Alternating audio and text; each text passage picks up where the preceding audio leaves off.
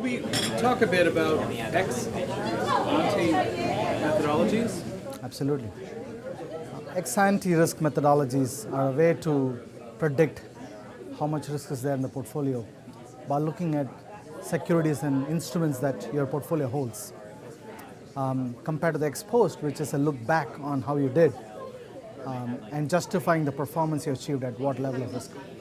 Some of the ex-ante methodologies include variance covariance, which is parametric, and then you have Monte Carlo simulations, and then you have historical simulations.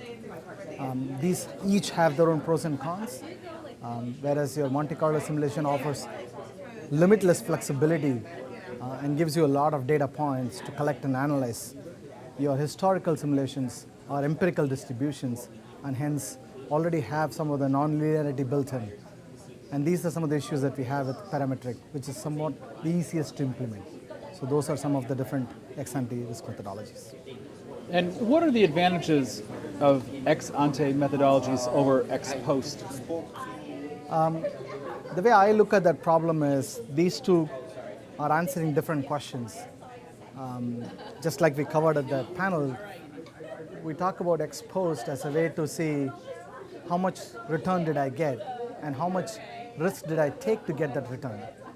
And we look at it a number of different ways in explaining whether we did a good job or not, right? So I almost consider ex-post as part of performance analysis, right? So it's not enough if you just say I made a return, but you say I made a return in the context of a risk, either on an absolute basis, meaning standard deviation type of measures, or versus a benchmark that is my mandate, and you look at measures like tracking error and so on and so forth.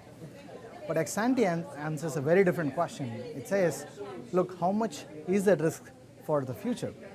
Can you give me some sense of what is the risk in the portfolio today?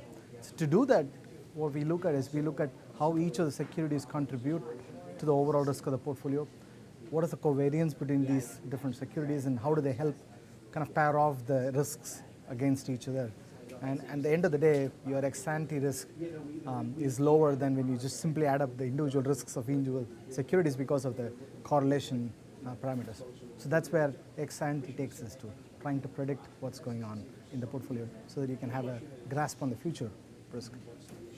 Usually it's a one-day risk or a one-month risk, or you can predict that for any amount of time in the future.